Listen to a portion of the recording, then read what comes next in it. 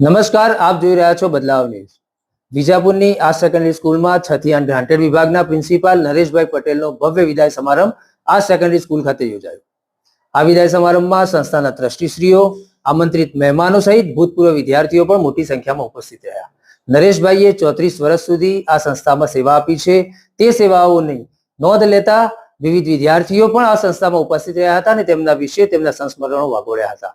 એક ભવ્ય વિદાય સમારંભમાં નરેશભાઈએ તેમના કાર્યકાળમાં કરેલી તમામ બાબતો આવરી લેવામાં આવી હતી. આવો જોઈએ રિપોર્ટ.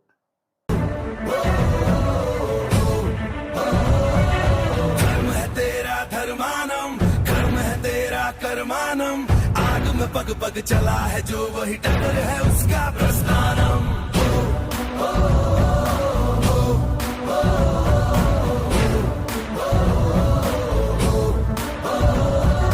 कर्म है तेरा धर्मानम, कर्म है तेरा कर्मानम. आग में पग पग चला है जो वही टक्कर है उसका प्रस्थानम. यत्र सवत्र जन्मानम भर्गो देवस्य धीमहि युगे युगे यही प्रथा कथा परिणाम परीक्षम प्रस्थानम. उबलते पानी में कभी भी किसी का अक्स दिखता नहीं. संयम खो दे जो शख्स कभी दिखता नहीं, दिखता नहीं, दिखता नहीं.